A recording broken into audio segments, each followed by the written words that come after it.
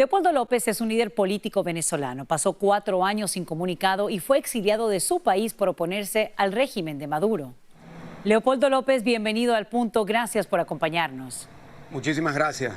Bien, los venezolanos llegan a esta elección con el candidato opositor Edmundo González superando al dictador Nicolás Maduro por más de 25 puntos en promedio.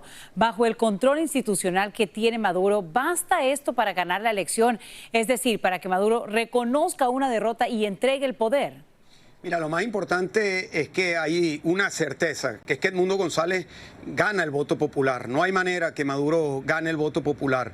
Donde está la incertidumbre, donde precisamente tú apuntas. ¿Qué va a hacer Maduro con esos resultados? Maduro puede aceptar los resultados y comenzaría una transición que todos los venezolanos y quienes no lo son esperan que sea serena, estable, pero Maduro puede, como ha venido amenazando, declarar y tratar de imponer un fraude. Y por supuesto que eso tendrá una respuesta por parte de los venezolanos y una respuesta a nivel mundial. La certeza es que Edmundo González gana el voto popular, gana la elección por un margen amplísimo.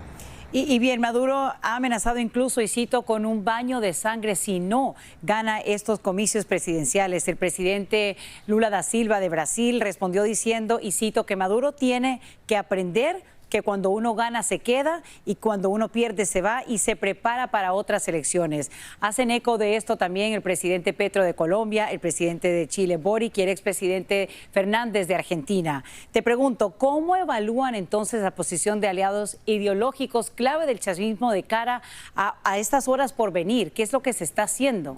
Ha sido realmente significativa la posición de Lula y lo que han dicho quienes han sido hasta ahora aliados de Maduro.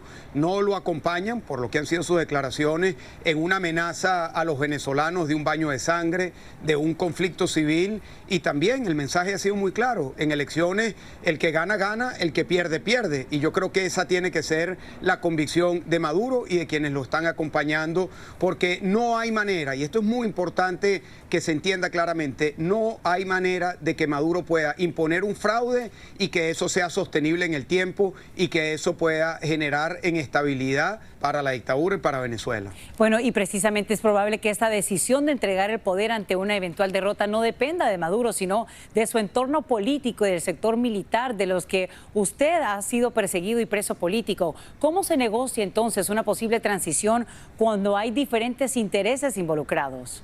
Bueno, la transición va a tener varias etapas. La primera, una de horas, que va a ser el momento de reconocer o no los resultados, que no hay duda de que gana Edmundo González. Luego vendrá una segunda etapa del 29 de julio, el lunes que viene, hasta el 10 de enero, porque el 10 de enero es la toma de posesión.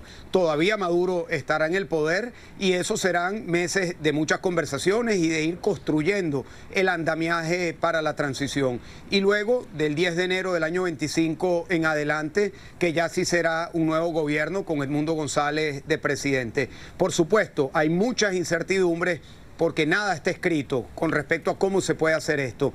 Pero la apuesta, lo que ha venido diciendo Edmundo González, María Corina Machado, es que se haga de la manera más estable, que genere la mayor inclusión, las mayores garantías para todos y que pueda darle el beneficio a quien tiene que dárselo, a los venezolanos que están necesitados, pero en estos momentos entusiasmados de que se abra esta nueva etapa para la democracia en Venezuela. Y ahora viene, estabas hablando de, obviamente, María Corina Machado, quien el diario New York Times describe, y cito, como la dama de hierro de Venezuela que amenaza con desbancar al dictador.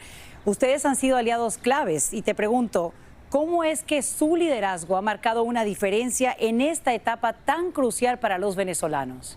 Bueno, es que hubo un proceso de consolidar la unidad a través de la gente por unas primarias. Ese proceso se dio en octubre del año pasado. María Corina gana esa elección con una amplia mayoría y a partir de allí se consolidó el liderazgo de María Corina con todos los otros partidos políticos y todo el país.